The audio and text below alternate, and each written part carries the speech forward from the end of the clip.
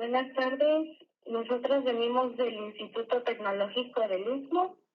Estamos cursando la materia de probabilidad y estadísticas con la profesora Lidia Jiménez Robledo. Los integrantes del equipo son Joaquín Orozco Antonio, José Hernández Santiago, Elvis Cabrera Delgado, Neftalí Sánchez Sánchez y su servidora Marina Montserrat Gutiérrez Cabrera.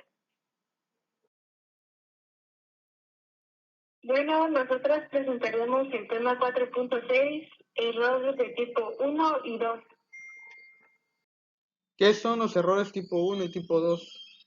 Ninguna prueba de hipótesis es 100% cierta, puesto que la prueba se basa en probabilidades, siempre existe una posibilidad de llegar a una conclusión incorrecta. Cuando usted realiza una prueba de hipótesis, puede cometer dos tipos de errores, tipo 1 y tipo 2. Los riesgos de estos dos errores están inversamente relacionados y se determinan según el nivel de significancia y por la potencia de la prueba. Por lo tanto, usted debe determinar qué error tiene consecuencias más graves para su situación antes de definir los riesgos.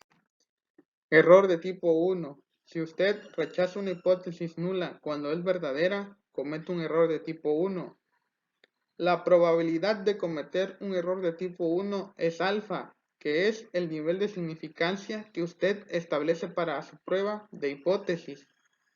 Un alfa de 0.05 indica que usted está dispuesto a aceptar una probabilidad del 5% de estar equivocado al rechazar la hipótesis nula. Para reducir este riesgo, debe utilizar un valor menor para alfa. Sin embargo, usar un valor menor para alfa significa que usted tendrá menos probabilidad de detectar una diferencia si ésta realmente existe. Error de tipo 2. Cuando la hipótesis nula es falsa y usted no la rechaza, comete un error de tipo 2. La probabilidad de cometer un error de tipo 2 es beta, que depende de la potencia de la prueba. Puede reducir el riesgo de cometer un error de tipo 2 al asegurarse de que la prueba tenga suficiente potencia. Para ello, asegurarse de que el tamaño de la muestra sea lo suficientemente grande como para detectar una diferencia práctica cuando ésta realmente exista. La probabilidad de rechazar la hipótesis nula cuando es falsa es igual a 1 menos beta. Este valor es la potencia de la prueba.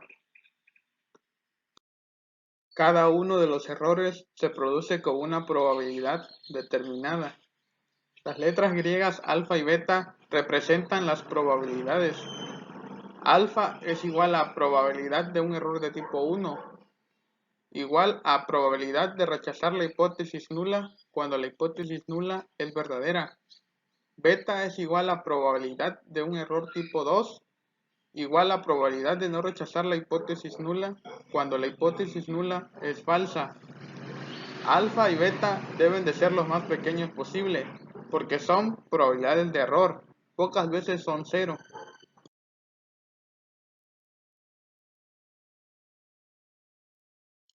Ejemplo de error tipo 1 y tipo 2.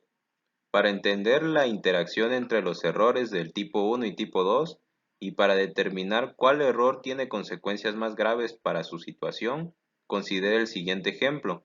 Un investigador médico desea comparar la efectividad de dos medicamentos. La hipótesis nula y alternativa son medicamento 1 igual a medicamento 2. Los medicamentos tienen la misma eficacia.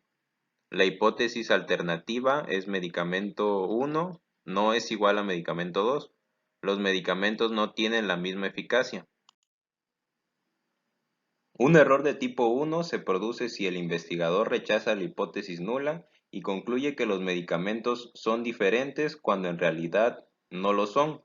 Si los medicamentos tienen la misma eficacia, el investigador podría considerar que este error no es muy grave, porque de todos modos los pacientes se beneficiarán con el mismo nivel de eficacia, independientemente del medicamento que tomen.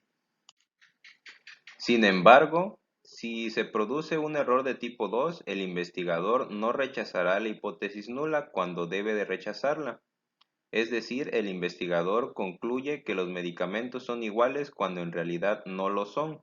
Ese error puede poner en riesgo la vida de los pacientes si se pone en venta medicamentos con diferente eficacia en lugar de medicamentos más efectivos.